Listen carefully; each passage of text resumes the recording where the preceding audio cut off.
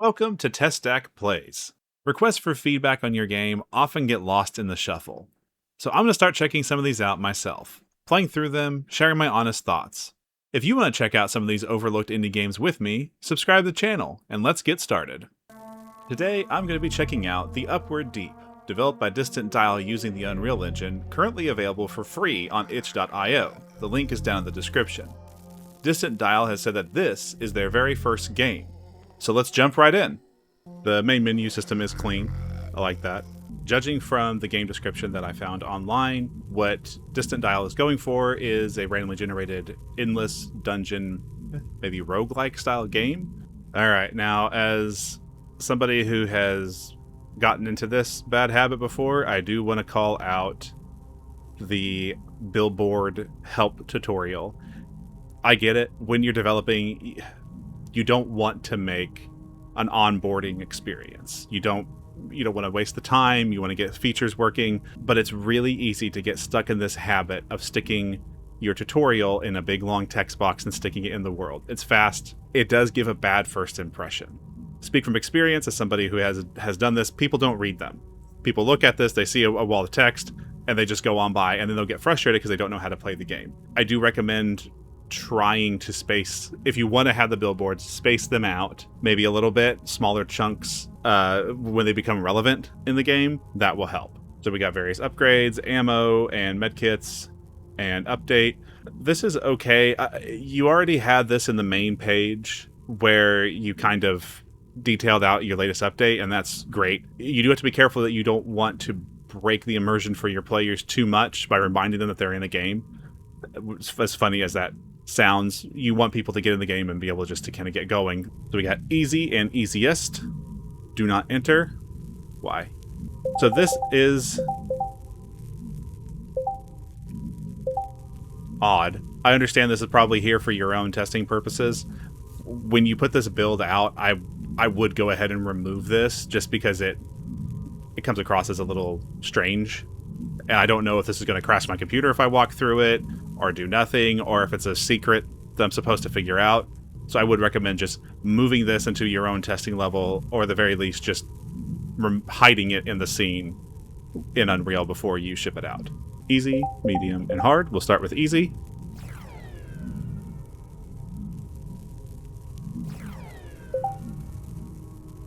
Wait.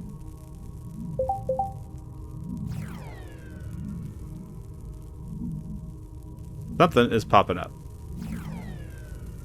Save/load game. Alright, so it seems like this may be a bug that you're aware of. I would definitely put it up on the priority list. If there is any amount of friction between a gamer getting into your game, starting the game and getting into the game, they will quit immediately.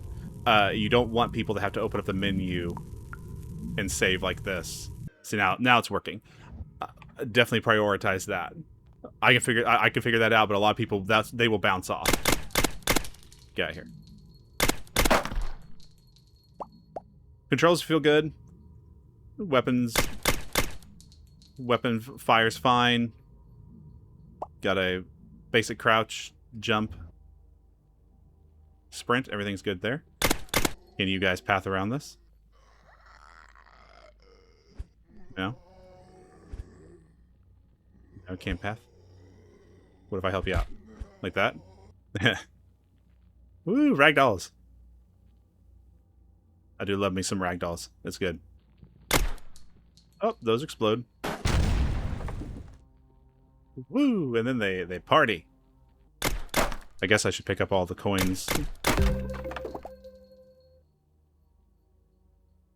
Maybe that means I got everything. Parkour. Alright, so now we're back in the main room. Looks like I could buy some more. How many coins I got?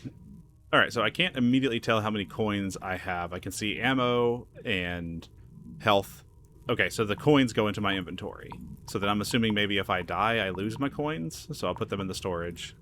Okay, upgrades and cosmetics. 100 upgrade cost, 0 coins. Okay, so I guess we just need to get back out there. Since you have already established your UI purchasing system here in the world when a user first drops in, you might want to think about moving the upgrades panel either to another spot on the wall along with this, or have it auto pop up at the end of the run, something to kind of give the player an incentive to finish a run to try to do that. I think either one of those would help.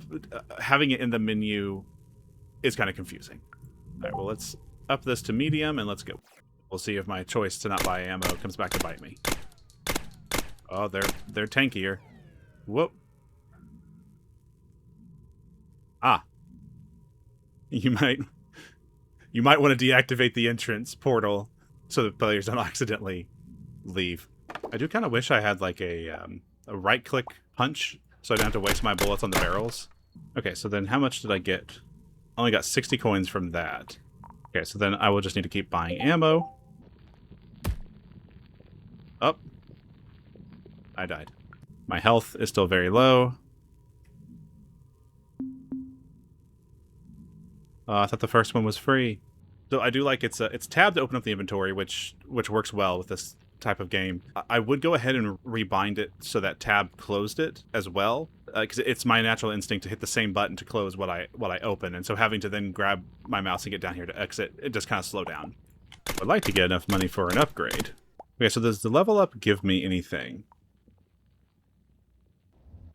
Parkour our way down here. Ooh. Does not appear to have been worth my time. You might want to put some kind of reward over here, because now I just feel silly. Do you fall in the lava? Uh-oh.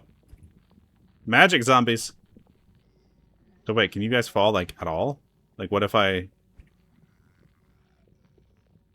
Alright, so they won't follow me if I'm, like, over here. So it is kind of brutal, the ammo economy. I'm not getting too many coins on each run, and then I'm having to spend most of them on ammo, which means that I can't actually get to the point because my first upgrade's 100 coins. You might want to consider maybe a reward on level up, maybe give the player some coins at that point, just as like a boost to help get them to those first unlocks, because I would like to try out some of these. Not tricking me again, I'm not jumping down there. So one thing with this kind of design, if you have an exploration-based game, which this kind of is, it's a generated dungeon style game. If you have offshoots, that'll make the player want to go explore. But if their exploration is not rewarded, they will then skip future exploration, even if that has a reward because they've been burned in the past. Can I kick you off? Yeah. Join the pile. The game runs very well. You've done a great job on keeping things optimized at this point. It's very easy with an Unreal project to load on the effects or load on any number of things that starts tanking performance early on. So it's running very smooth. I have not had any performance issues or any crashes. So you're doing that's going very well. Let's do test. If I die, I have inventory on me. Kill me. Kill me.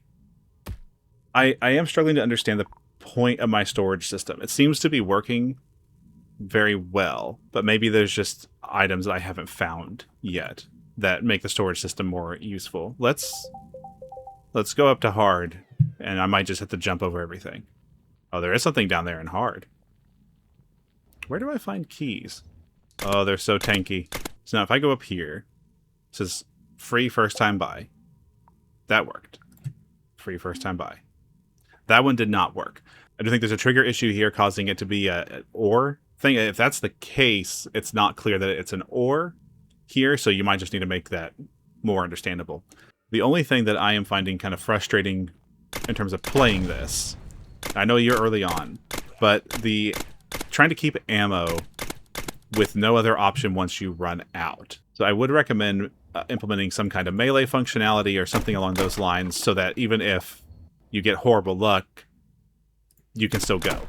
So honestly, for a first game, this is going very well. The game runs very well. You have a core loop established, and everything is functioning just fine. I think... Oh, hey, key. I think the main thing that you're lacking at this point is just some balancing issues, and that will help everything feel a bit better. You want to keep the players' pace up and everything else so that they can enjoy and get into everything the game has to offer. Because right now, I am struggling to get enough coins and everything to get going. Maybe playing on hard is the way to go.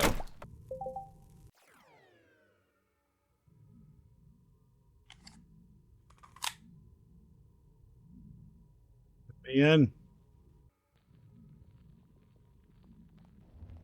There it goes. That was strange. I'm not sure if I ran in too fast.